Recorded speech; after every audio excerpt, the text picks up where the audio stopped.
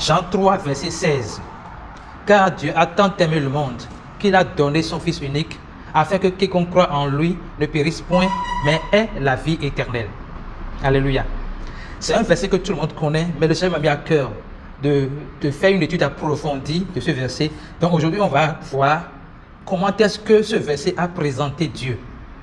Comment est-ce que ce verset-là a présenté Dieu. Déjà, on voit Dieu qui a un fils. Ça veut dire que Dieu est un père. Dieu n'est plus le Dieu de l'Ancien Testament, enfin, qui est représenté dans l'Ancien Testament, comme un Dieu très loin de nous. Un Dieu qu'on ne peut pas approcher, mais il est Père. Jean 3, verset 16 nous présente Dieu comme notre Père. Notre Père, de la même manière que nous allons vers notre papa, on dit papa je t'aime, papa j'ai besoin de ci, papa on met notre poitrine sur notre tête sur sa poitrine, tout ça. Et c'est la même manière que Dieu veut avoir une relation avec nous. Donc Dieu est notre Père. Maintenant, il est quel type de Père? Quel type de Père est Dieu dans ce verset? La parole dit que Dieu a tant aimé le monde. Donc Dieu qui est Père ici est un Père qui a aimé. Un Père qui est le premier à nous aimer. Dans 1 Jean 4, verset 8, on peut lire que la parole dit Dieu est amour. Et ce verset montre clairement la nature de Dieu, l'identité de Dieu. Dieu a tant aimé le monde. Le Père, notre Père, ton Père a tant aimé le monde qu'il a donné son Fils unique Jésus-Christ, afin que quiconque croit en lui ne périsse point, mais ait la vie éternelle. Donc je vais montrer aujourd'hui Dieu qui est notre Père. Un Père qui nous aime. Il n'est plus un Dieu qui est loin de nous. Nous parlons bien sûr de la personne qui a créé le ciel et la terre. De Dieu Tout-Puissant. Celui-là qui a créé le ciel et la terre et tout ce qui contient. Le Dieu Tout-Puissant, l'alpha et l'oméga. Nous parlons de ce Dieu-là qui est notre Père, qui est ton Père.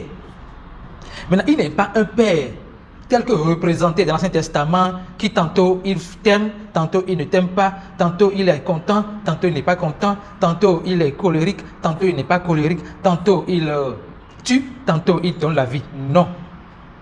Dieu est un Père qui aime. Sa nature est amour. Son identité est amour. Ça veut dire qu'il n'y a rien que Dieu puisse faire qui ne définisse pas l'amour. C'est pour cela que dans Jean 3, verset 16, on montre clairement ce que l'amour de Dieu peut faire. Ça donne la vie éternelle. Non seulement ça nous délivre de l'enfer, ça nous délivre des ténèbres, mais ça nous donne la vie éternelle. L'amour de Dieu nous délivre des ténèbres et nous donne la vie éternelle. Alléluia.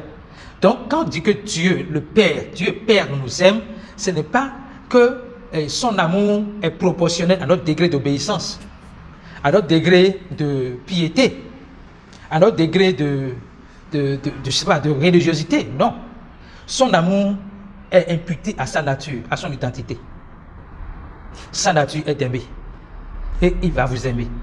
Comme il vous a aimé hier, aujourd'hui et demain, il va vous aimer.